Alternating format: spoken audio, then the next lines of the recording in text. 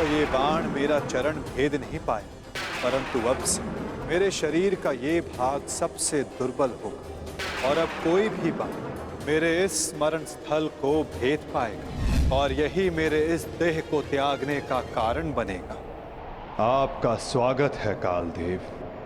माता गांधारी का श्राप अब पूर्ण हुआ।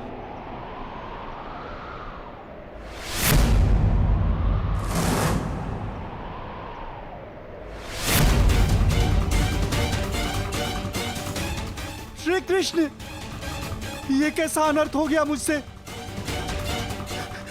प्रभु, प्रभु मुझे माफ कर दो प्रभु, मुझसे बहुत बड़ी भूल हो गई। मुझे लगा कि यहाँ कोई हिरण है, परंतु। तुम विलाप ना करो व्याध, तुमने कुछ भी अनुचित नहीं किया। जो कुछ भी होता है सब में मैं स्वयं सम्मिलित होता हूं। कर्म के चक्र को कोई नहीं टाल सकता।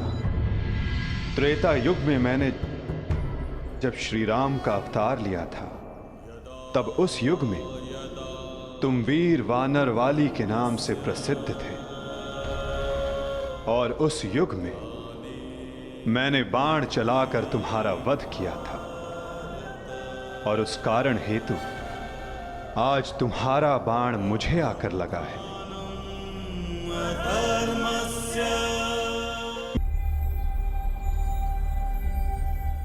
काल की भूख मिट चुकी है पार्थ, परंतु सागर अब भी प्यासा है।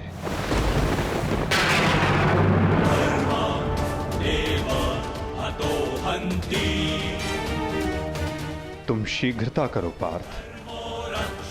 द्वारका की सभी स्त्रियों को और बालकों को अपने साथ हस्तिनापुर लेकर लौट जाओ।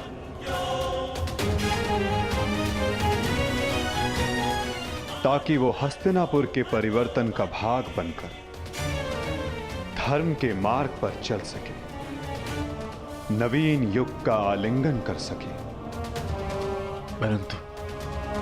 परंतु माधव, आप। आज मैं तुम्हारा सारथी नहीं हूं पार्थ। आज मैं तुम्हारे किसी भी प्रश्न का उत्तर नहीं दे सकता।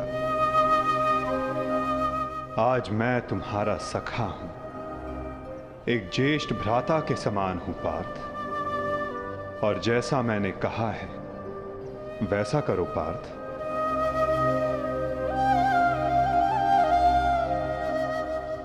अभी किसी और से मिलने का समय है।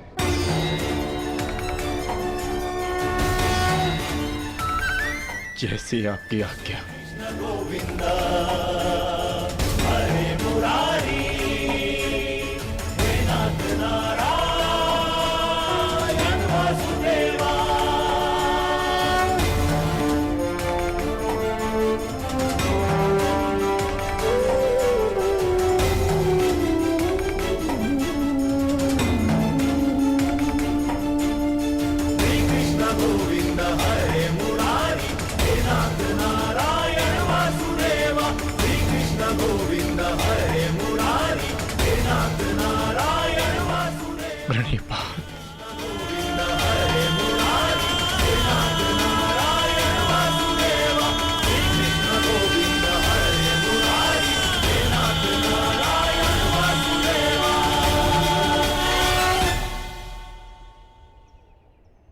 कौरव वंश के वट वृक्ष महामहिम भीष्म, जिन्हें इच्छा मृत्यु का वरदान था, क्या वासुदेव ने उन्हें अपने छल से धराशाही नहीं करवाया है?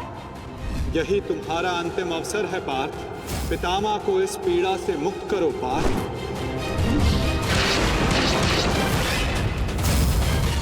वासुदेव ने द्रोण पुत्र अश्वत्थामा की मृत्यु का छल रचकर आचार्य द्रोण का वध नहीं करवाया है? क्या मेरे पुत्र दुर्योधन की रक्षा कर रहे उसके मित्र कर्ण को छल से नहीं मरवाया है वासुदेव ने? अंगराज को युद्ध का आवाहन दो पार्थ। यदि अंगराज के हाथों में विजय धनुष आ गया तो तुम कुछ नहीं कर पाओगे पार्थ। बाण संधान करो पार्थ। पुत्र दुर्योधन पर युद्ध के नियमों के विरुद्ध जाकर प्रहार किया गया, क्या वो वासुदेव का छल नहीं था?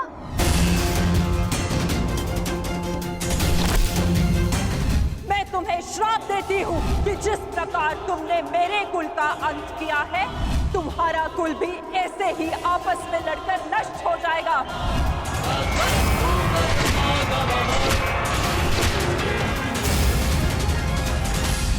एक बहुत ही बुद्धिमान ज्ञानी पुरुष ने मुझसे कहा था कि मनुष्य अपने प्रत्येक चयन का परिणाम स्वयं भुगतता है।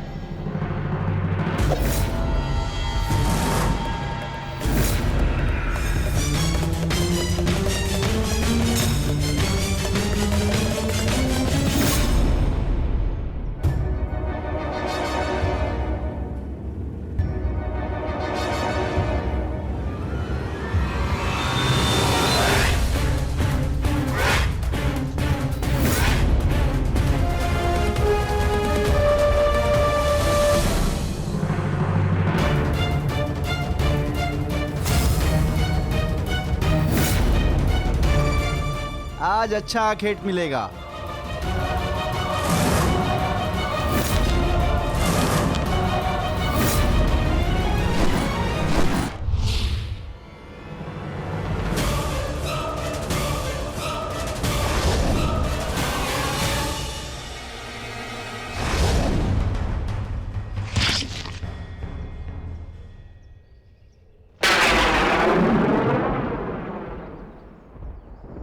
आपका ये बाण मेरा चरण भेद नहीं पाया, परंतु अब से मेरे शरीर का ये भाग सबसे दुर्बल होगा और अब कोई भी बाण मेरे इस स्मरण स्थल को भेद पाएगा और यही मेरे इस देह को त्यागने का कारण बनेगा।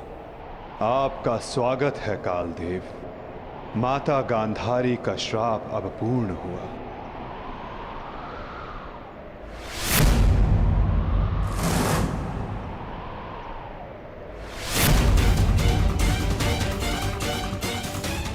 श्री कृष्ण, ये कैसा अनर्थ हो गया मुझसे?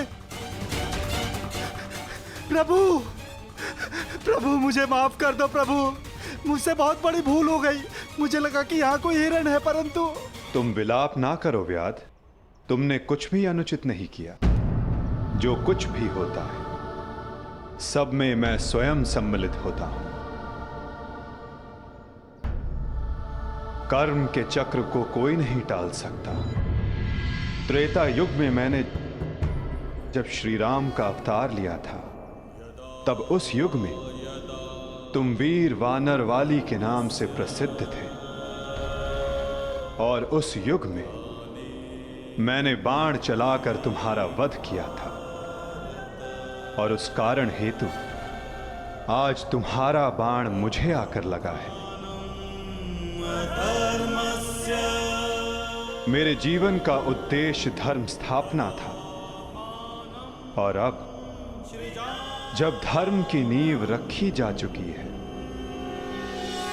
तो मेरी उपस्थिति इस धरती का संतुलन बिगाड़ देगी। हर मनुष्य इस धरती पर एक उद्देश्य लेकर आता है और उस उद्देश्य को पूर्ण करना उसका कर्तव्य होता है। मैंने अपने जीवन का उद्देश्य पूर्ण किया और आज तुमने अपना कर्तव्य पूर्ण किया व्याध। किंतु जब जब धरा पर अधर्म और अन्याय बढ़ेगा, मैं तब तब लौटकर पुनः आऊंगा। मैं जा रहा हूं, किंतु मेरी सीख गीता का ज्ञान बनकर समस्त संसार में शेष रहेगी। वो बालकों की चंचलता में होगी, इस संसार के कण कण में होगी। रूप बदलेगा किंतु मैं सदैव रहूंगा। शरीर का अंत होता है किंतु जो अमर रहता है वो है सीख।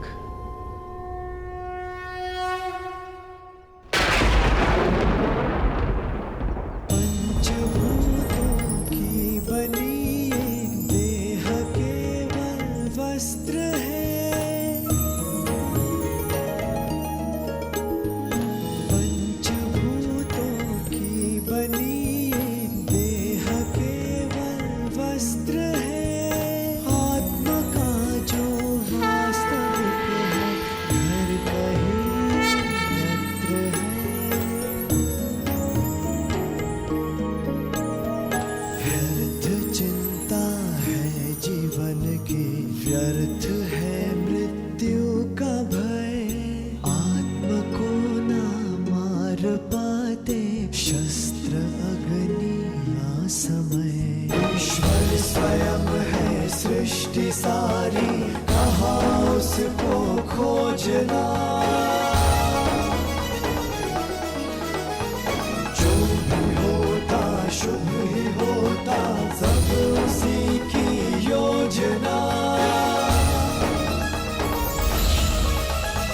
कामनाएं फल की छूटे, वो ही सच्चा कर्म है।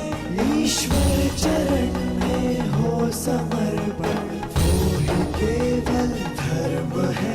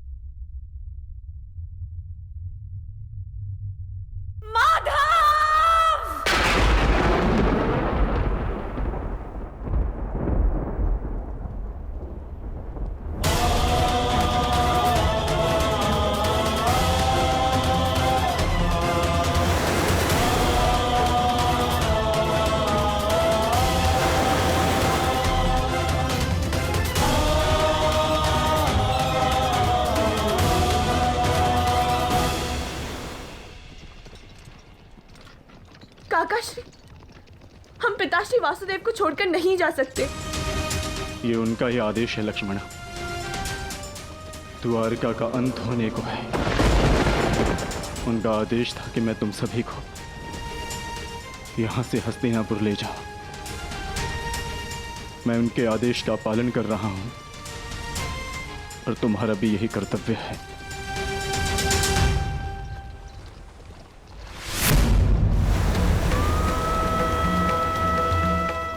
भगवान,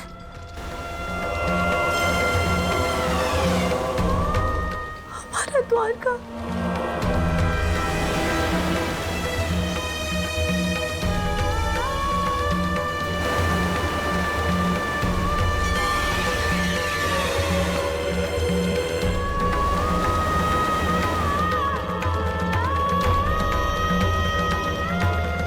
माधव का संदेश था लक्ष्मणा कि लक्ष्य पूर्ण हो जाने के पश्चात समापन आवश्यक है, अन्यथा संतुलन बिगड़ता है। सृष्टि अपना संतुलन बना रही है लक्ष्मणा।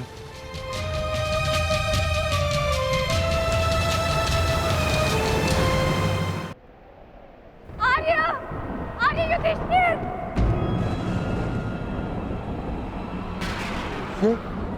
ये तो पांचाली का स्वर है।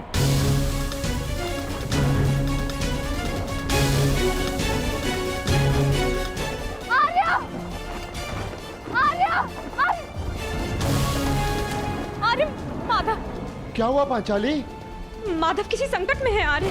द्वारका पर कोई संकट आया, वो माधव किसी समस्या में। हम हाथ पर हाथ धरे नहीं बैठ सकते। शांत शांत शांत शांत पांचाली, शांत। तनिक सोचो, जो हर समस्या का हल है, जो हर संकट का मोचन है, उन माधव को कुछ नहीं होगा। और फिर अर्जुन द्वारका गया है ना। परंतु आर्य।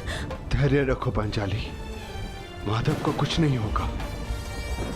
मुझे उन पर पूरा विश्वास है और अपने अनुज अर्जुन पर भी।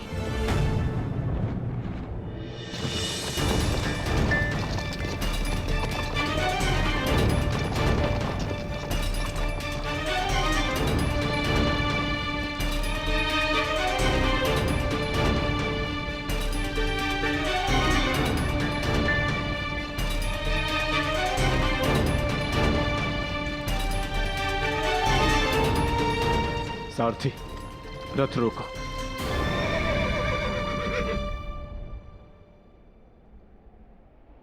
ये स्थान सुरक्षित लग रहा है। क्या हुआ काकाश्री? आपने रथ क्यों रुकवा दिया? यात्रा थकान को जन्म देती है लक्ष्मणा। कुछ प्रहर विश्राम कर लेना चाहिए। चलो।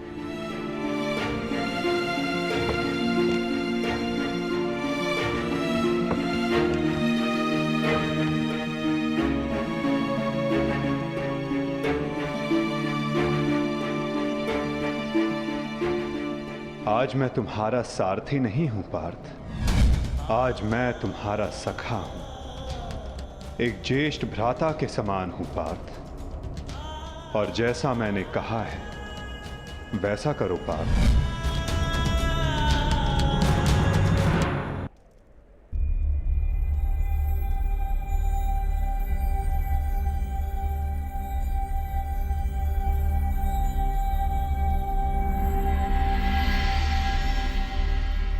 ये सब क्या हो रहा है काकाश्री?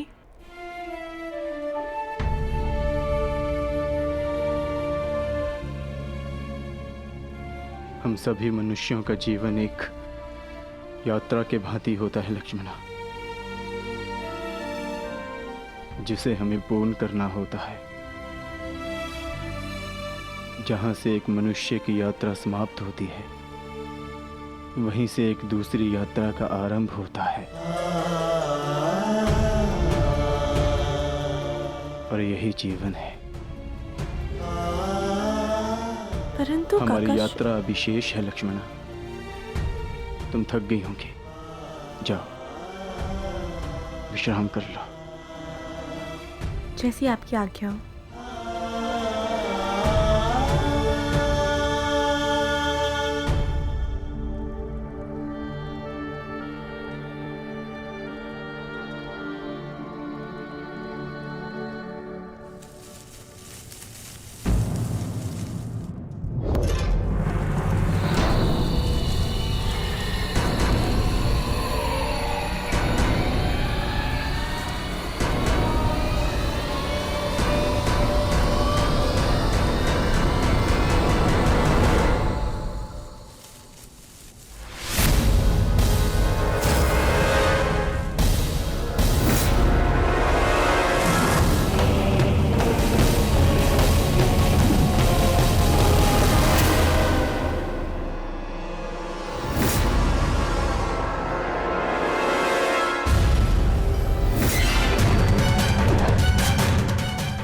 सावधान, पीछे हट जाओ, अन्यथा परिणाम भुगतने के लिए सज्ज हो जाओ। उत्तर दो इसे।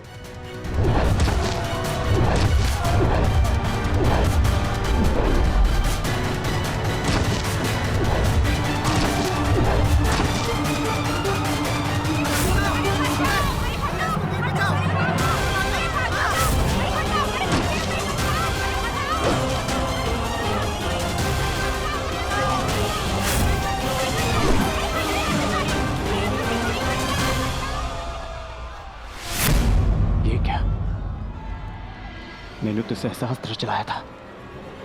मेरे बाण शस्त्र बाणों में परिवर्तित क्यों नहीं हो रहे?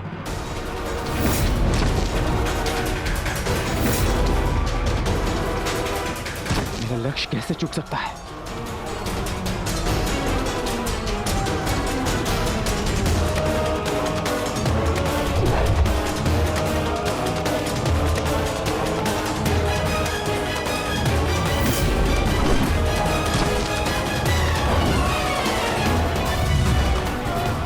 पर्वतास्त्र,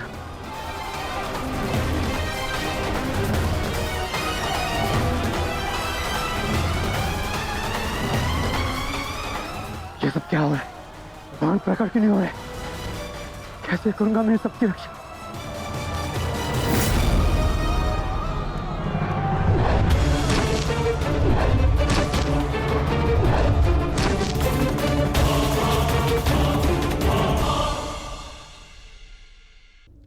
सागर तो आप सभी ने देखा होगा, बाहर से कितना उन्मुक्त और भीतर से कितना शांत। उसकी बलशाली लहरों को देखकर ऐसा लगता है कि मानो वो सब कुछ चूर चूर कर देगी, परंतु उसके गर्भ में ना जाने कितने अनदेखे अनजान जीव पलते हैं। उसके भीतर मोती मुक्ता जन्म लेता है। सागर एक है, परंतु उस सागर को लेकर के हमारी प्रकृति भिन्न भिन्न होती है। कोई उसमें तैरता है तो कोई उसकी लहरों का आस्वादन करता है, कोई उसमें अपने पांव भिगोता है तो कोई उसके भीतर जाकर मोती मुक्ता बाहर ले आता है, तो कोई तट पर बैठकर सागर की लहरों को निहारता है, कोई उसमें जीवन का आरंभ देखता है तो कोई उसमें अपने जीवन का अंत देखता है। सागर एक है, परंतु हमारी प्रकृति के अनुसार सागर की प्रकृति भी बदल जाती है। इसी प्रकार जीवन है सबके लिए समान, परंतु उस जीवन में आपको प्रसन्नता देखनी है, प्रसन्नता पानी है, या आपको पाना है अवसाद, ये आप पर निर्भर करता है।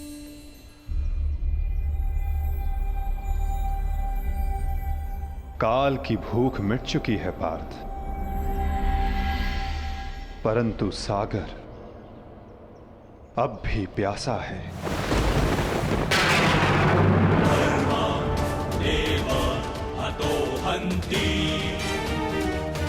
तुम शीघ्रता करो पार्थ, द्वारका की सभी स्त्रियों को और बालकों को।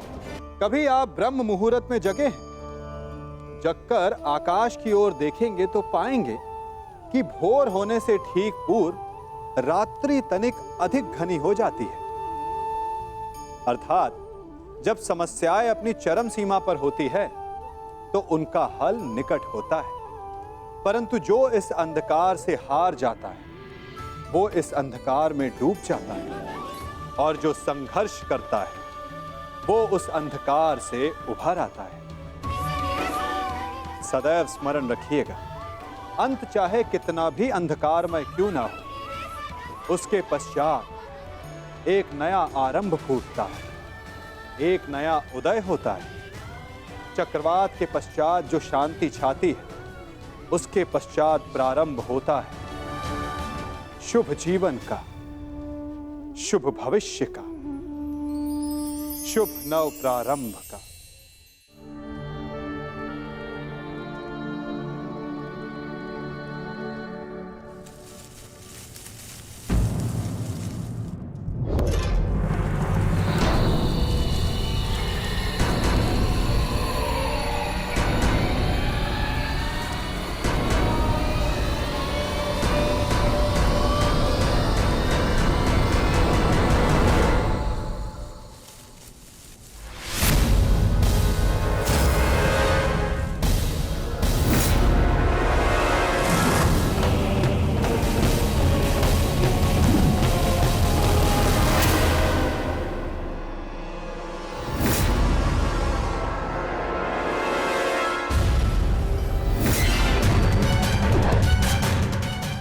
सावधान, पीछे हट जाओ, अन्यथा परिणाम भुगतने के लिए सज्ज हो जाओ।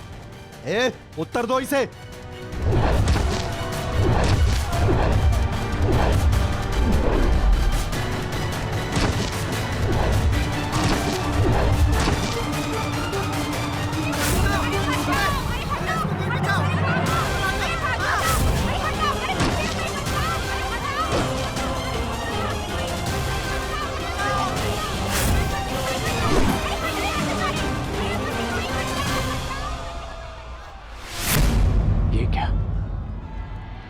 मैंने तो सहस्त्र चलाया था, मेरे बाण शस्त्र बाणों में परिवर्तित क्यों नहीं हो रहे?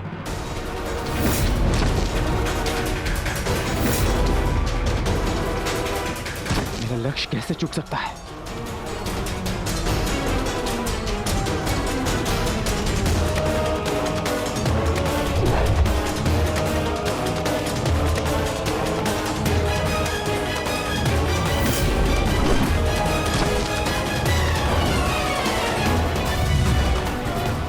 पर्वतास्त्र।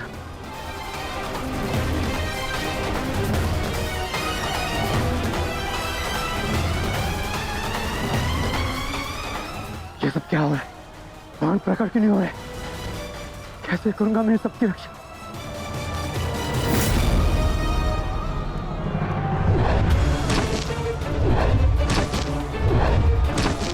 तुम शीघ्रता करो पार्थ। द्वारका की सभी स्त्रियों को अपने साथ हस्तिनापुर लेकर लौट जाओ। किंतु माधव, मैं आपके आदेश का पालन कैसे करूं? कैसे करूं इन सबकी रक्षा?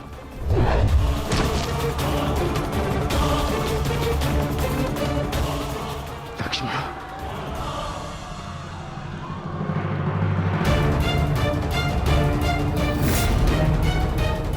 इधर छुप के बैठिए। उठ, उठ, चलो, चल, चल।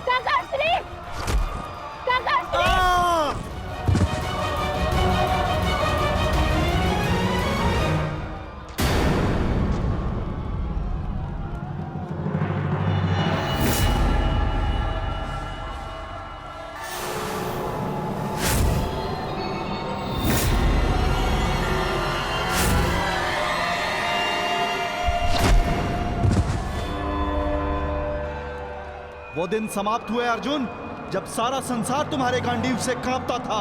अब नवयुग आरंभ हो चुका है।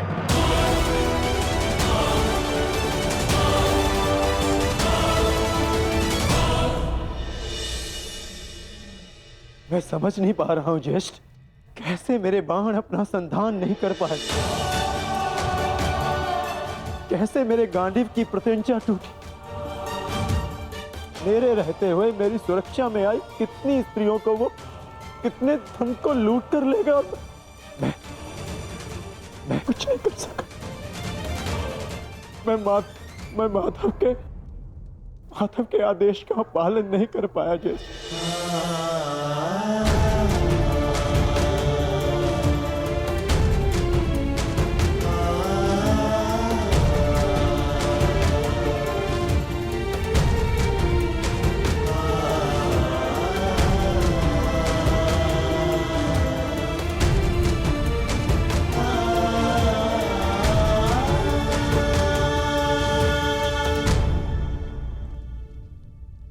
नाश हो गया,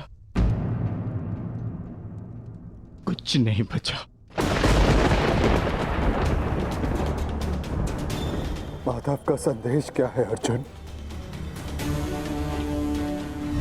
हर प्राणी के जीवन का एक कारण होता है, एक लक्ष्य होता है पार्थ, और उस लक्ष्य के पूर्ण हो जाने के पश्चात उसका सृष्टि में रहना संतुलन बिगाड़ता है।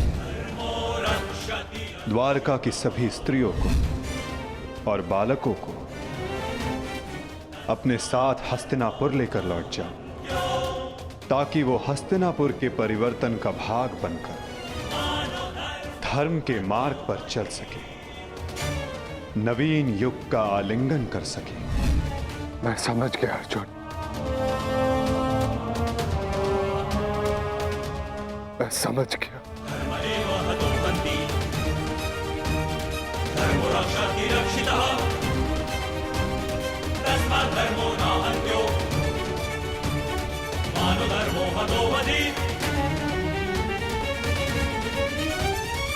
परिवर्तन का समय आ गया है। नई पत्तियों को आने के लिए पुरानी पत्तियों का झड़ना आवश्यक है।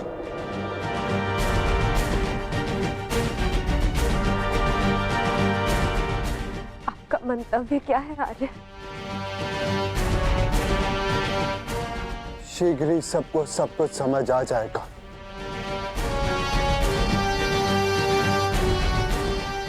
हस्तिनापुर की राजसभा का आह्वान किया जाए। परीक्षित और वृषकेतु को अवश्य बुलाया जाए।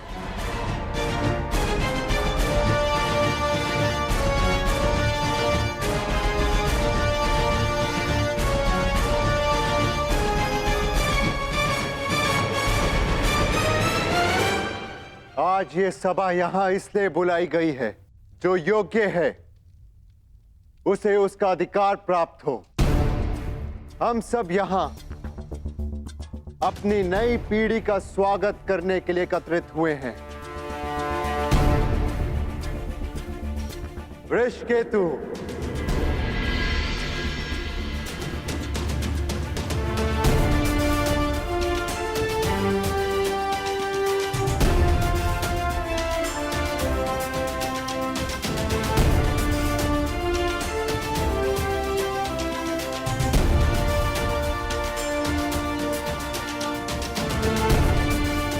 परीक्षित,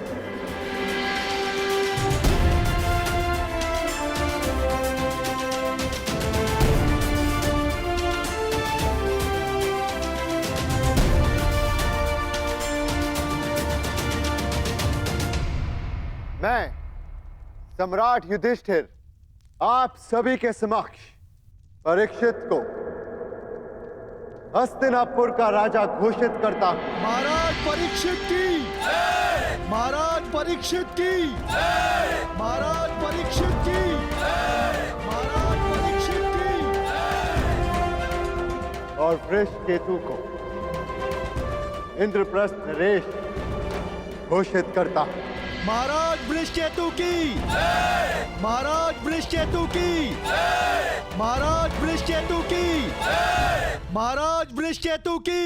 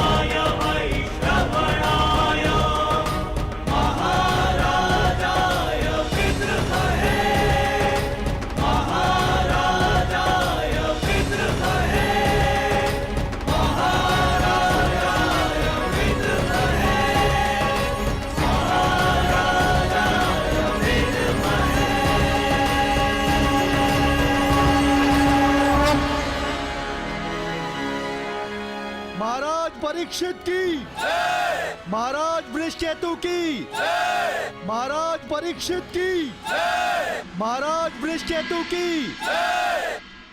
सदैव एक दूसरे का साथ देते रहना और स्मरण रखना कि शक्ति बिना उत्तरदायित्व के भान के विनाश लाती है। सदैव अपना उत्तरदायित्व स्मरण रखना।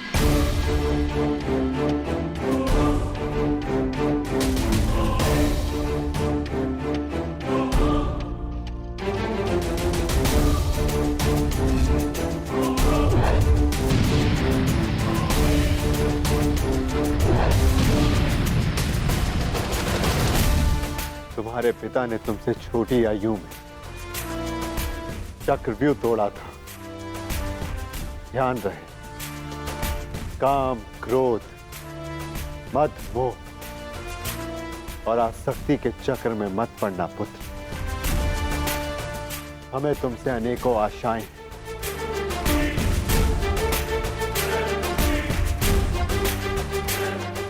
और तुम्हें उन पर खरा उतरना है। मुझे विश्वास है कि मेरे पश्चात परिवर्तन क्या रास्ते है। आरंभ होगा। हमारे पिता समाज के लिए प्रेरणा थे। तुम भी उनके जैसे सूर्य बनकर चमकना, उनके यश को और भी अधिक उज्ज्वल करना पुत्र।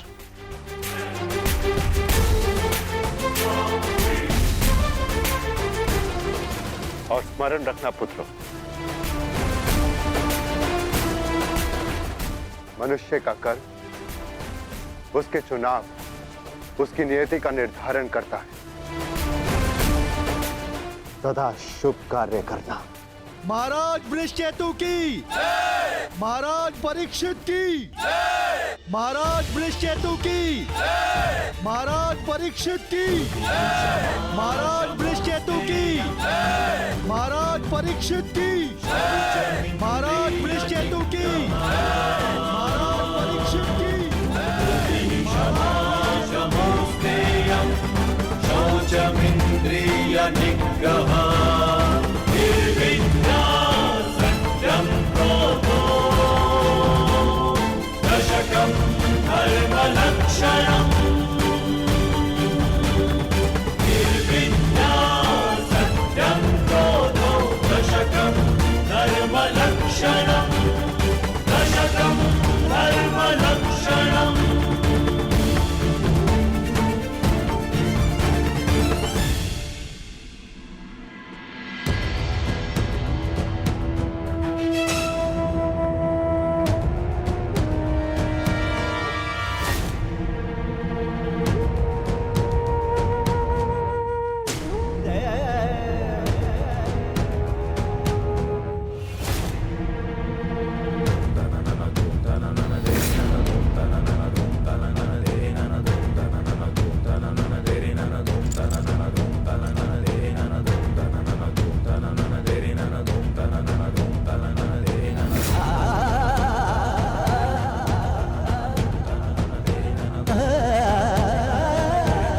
ज्येष्ठ भीतर कर क्या रहे?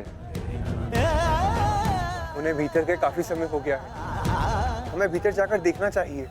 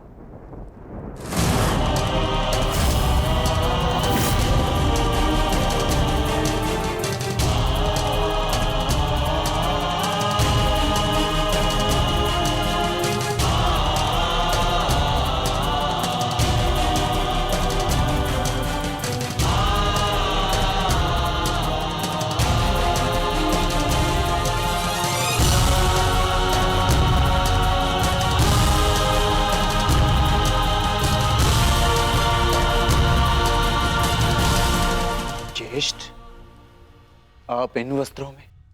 माधव का संदेश सुनकर भी नहीं समझे अर्जुन। एक समय के पश्चात जब मनुष्य के जीवन का लक्ष्य पूर्ण हो जाता है तो उसकी उपस्थिति सृष्टि का संतुलन बिगाड़ देती है। इसीलिए मैंने यह निर्णय लिया है कि मैं महाप्रस्थान करूंगा।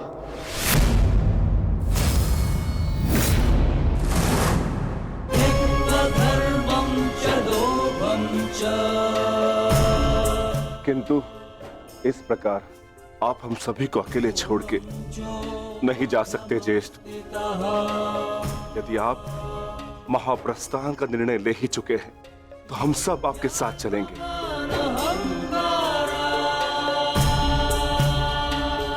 क्योंकि जहां आप हैं ज्येष्ठ, वही हमारा घर है। हाँ ज्येष्ठ, मनुष्य अपनी परछाई के बिना अस्तित्व में कैसे रह सकता है? हम पांचों भाई एक दूसरे की परछाई हैं। हम ना एक दूसरे के बिना रहेंगे और ना ही जिएंगे।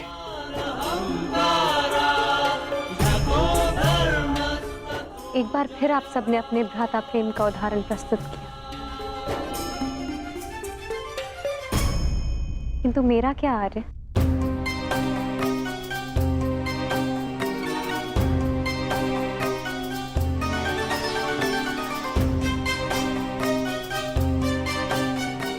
पांचाली, मैं जहां जा रहा हूं वह मार्ग बहुत कठिन है और तुम सब उस मार्ग पर नहीं जा पाओगी।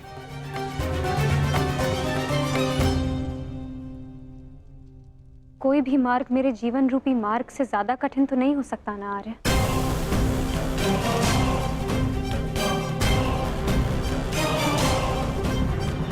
राज्यसभा में हुए वस्त्र हरण के संताप को मैं सह गई, ये सोचकर कि मेरे पांचों पति मेरे साथ हैं, मेरा प्रतिकार लेंगे।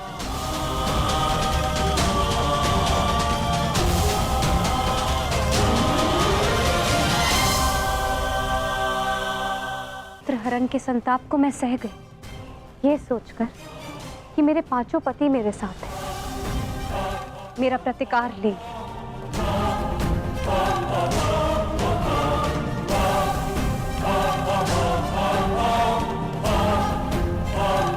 तेरह वर्षों के वनवास और अज्ञातवास को हंसते हंसते काटा, ये सोचकर कि मेरे पति मेरा त्राण करेंगे। मेरे पुत्रों की असमय मृत्यु से कठिन कोई और कंटक तो नहीं हो सकता ना आर्य, परंतु सहा मैंने, क्योंकि मेरे पुत्रों के पिता, मेरे पांचों पतियों का सानिध्य मुझे प्राप्त है और आज आप मुझे ही छोड़कर जा रहे। माता कुंती ने आदेश दिया कि पांचों भाई आपस में बांट लो। मैं बटी आर्य, परंतु मैंने आप पांचों को बटने नहीं दिया।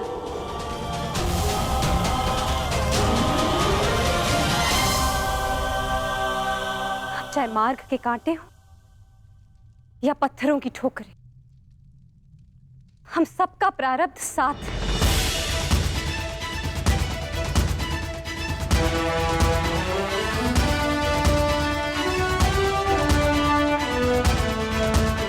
और यही मेरा निर्णय है आर्य। आप जहां भी जाएंगे मैं आपके साथ चलूंगी और मुझसे मेरा यह अधिकार कोई नहीं छीन सकता, स्वयं आप भी नहीं।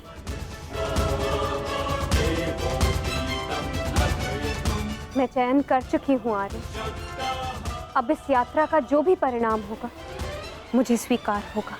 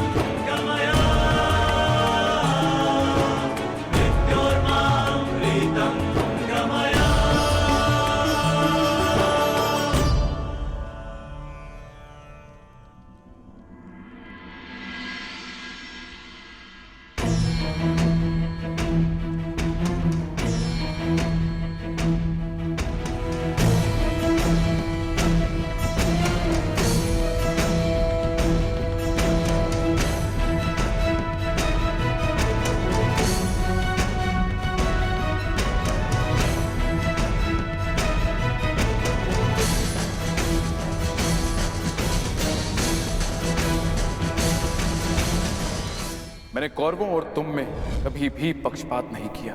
यदि प्रिय युधिष्ठिर को स्वीकार है तो हस्तिनापुर नया राज्य बनाने में तुम्हारी सहायता करें, परंतु पुत्र इसके बदले मुझे भी तुमसे कुछ चाहिए। तुम्हारी माता कुंती यही हस्तिनापुर में रहे।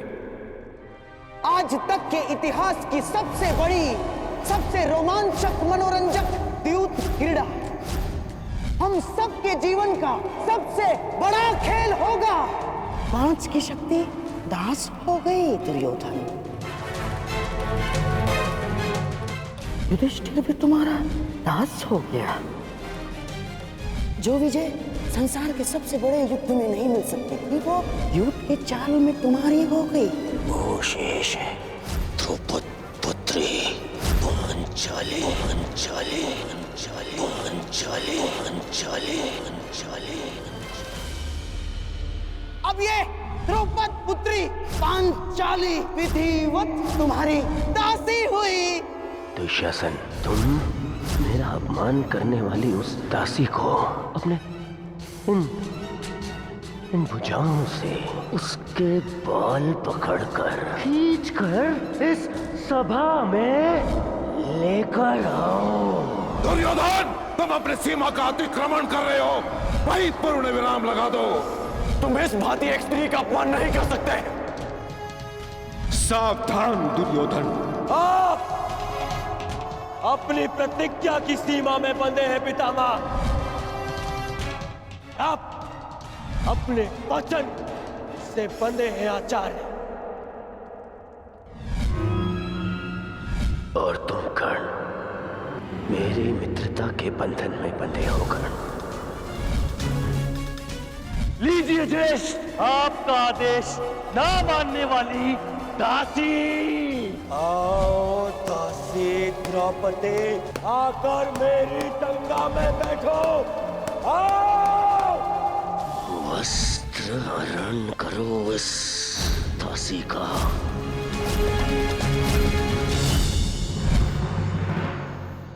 पुत्र परीक्षित, सदा द्यूत और शर्त से दूर रहना पुत्र।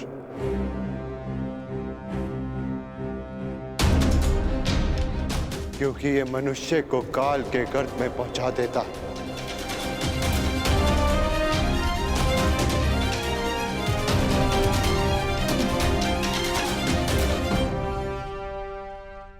इस सभा में इतना सब कुछ हो जाने के बाद भी आप सब मौन हैं, परंतु इस अधर्मी दुर्योधन को उसके कुकर्मों का दंड अवश्य मिलेगा। और उससे पहले इस सभा में उपस्थित वो हर व्यक्ति जिसने मौन रहकर ये अधर्म होते हुए देखा, उन्हें उनके मौन रहने का दंड मिलेगा। श्राप है ये अग्निसुता द्रौपदी का।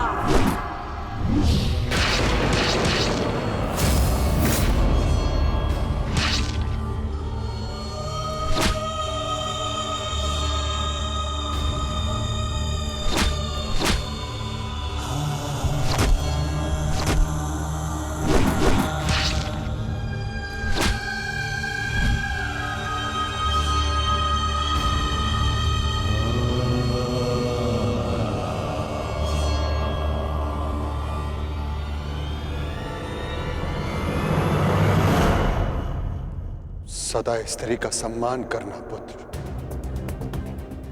किसी को भी स्त्री का अपमान न करने देना, क्योंकि स्त्री का अपमान प्रकृति भी नहीं सहती।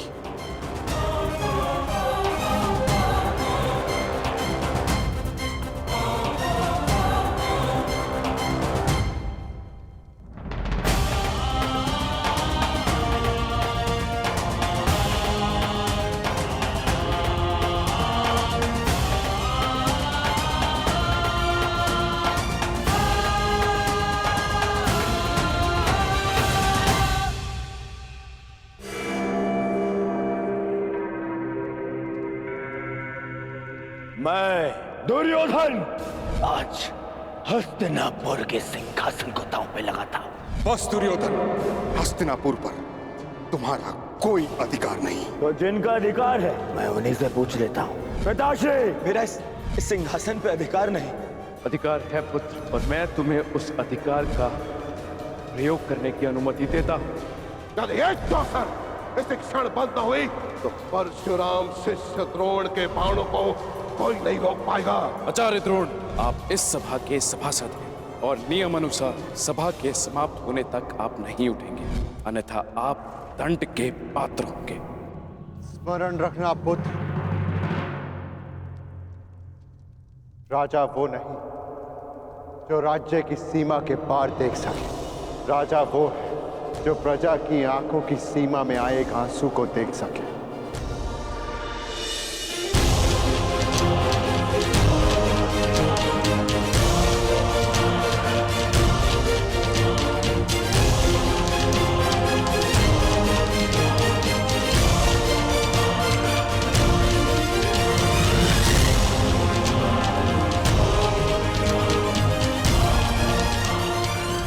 राजनीति का नहीं, सदा प्रजा नीति को ध्यान में रखकर निर्णय लेना पुत्र, क्योंकि यदि प्रजा प्रसन्न तो राजा के मुकुट में जड़े रत्नों को कांटे बनते समय नहीं लगता।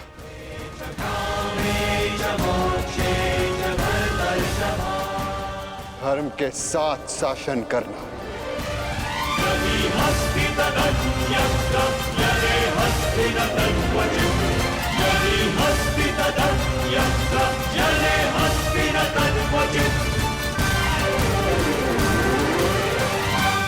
महाप्रस्थान का समय हो गया है।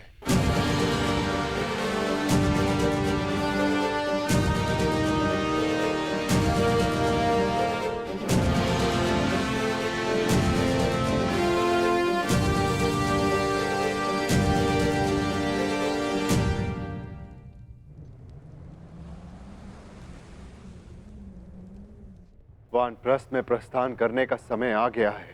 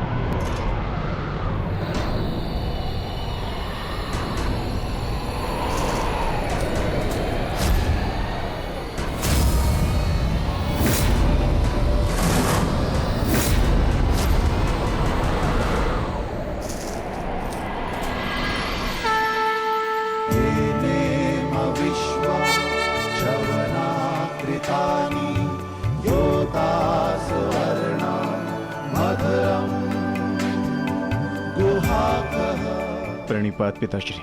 दर्यः पुष्टानि सा जनास इंद्र। महाप्रस्थान का अर्थ समझते हो ना पुत्रों?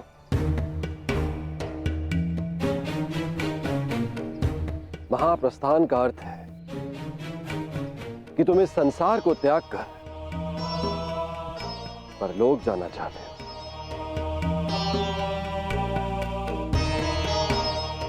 परंतु स्मरण रहे, यह मार्ग इतना सरल नहीं है पुत्रों। हमारे समक्ष अनेक विपदाएं, अनेक समस्याएं उत्पन्न होंगी।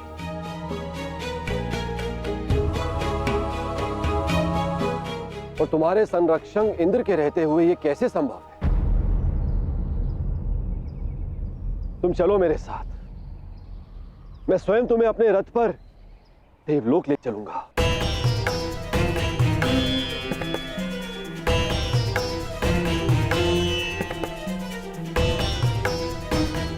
आपका हमारे प्रति ये प्रेम गदगद कर देने वाला है इंद्रदेव। परंतु हम आपके साथ जाएंगे या नहीं, इसका निर्णय स्वयं इंद्रपुत्र लेंगे।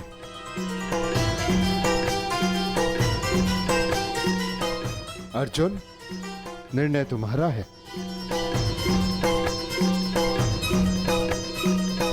पिताश्री, हम पूर्ण रूप से देव नहीं, हमारे भीतर आधा अंश मानवों का है। पर मनुष्य को परलोक तक पहुंचने के लिए यात्रा करना अनिवार्य है। हम मनुष्य की पीड़ा और समस्याएं सहते हुए महाप्रस्थान करेंगे।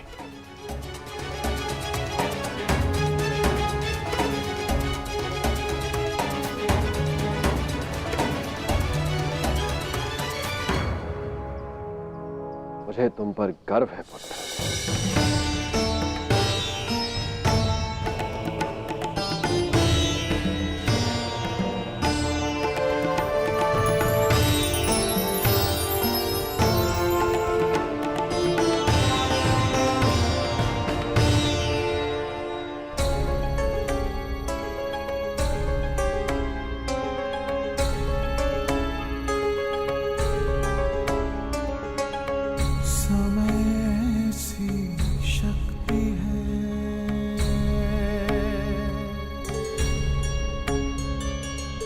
सभी समय से हारे,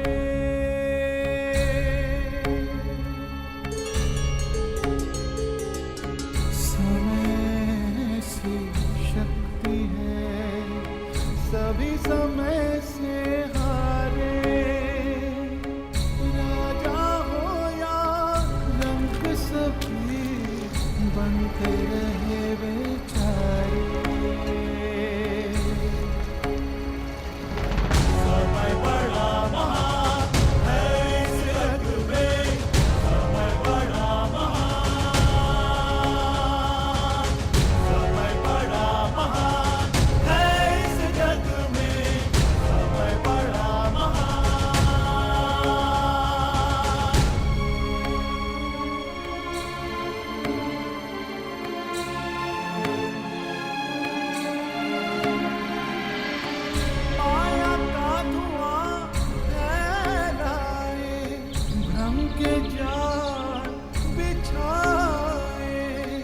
मन में घृणा द्वेष भरे, फिर अपनों को लड़वाए। सही समय पे सत्य को लाए, झूठ को करे किनारे। राजा हो या रंक सभी बनते रहे बेचारे, बनते रहे बेचारे। समय बड़ा महान है इस जग में, समय बड़ा महान, समय बड़ा महान है इस जग में, समय बड़ा महान।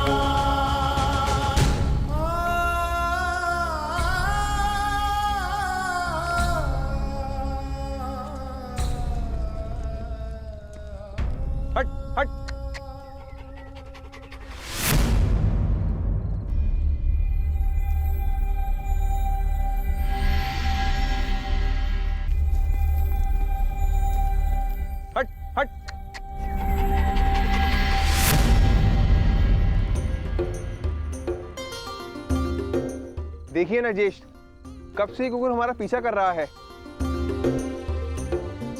जाओ, हमारे पास तुम्हें देने के लिए कुछ भी नहीं है।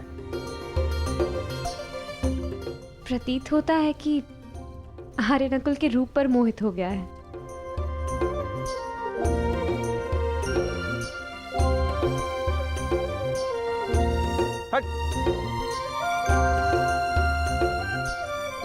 रहने दो नकुल, यदि ये भोला जीव साथ आना चाहता है तो इसे आने दिया जाए। मनुष्य की अंतिम यात्रा में जो साथ दे, उससे सच्चा सह यात्री और कोई नहीं। और फिर क्या पता, इस कुकुर को भी इसका लक्ष्य प्राप्त हो जाए। आने दो।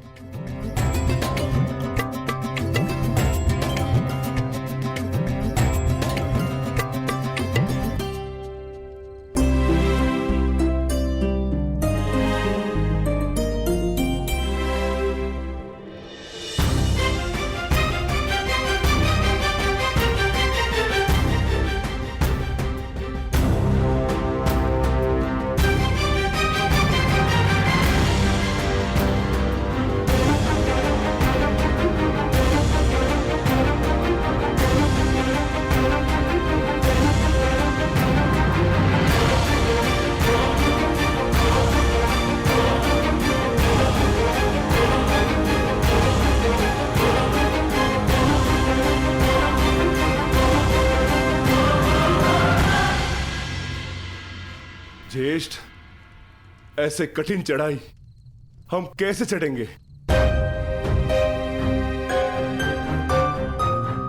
मार्ग अब दुर्गम नहीं, अगम हो गया है और किस ओर जाना है इसका भी कोई भान नहीं।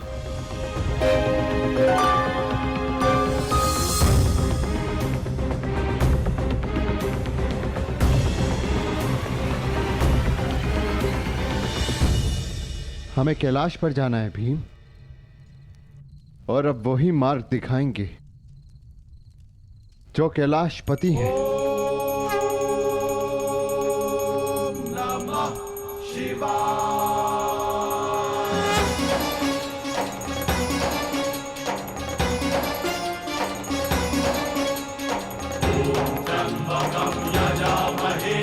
सुगंधिं पुष्टिवर्धनम् उर्वारुकमिव बन्धनात् मृत्युर्मुक्षीयमामृतात्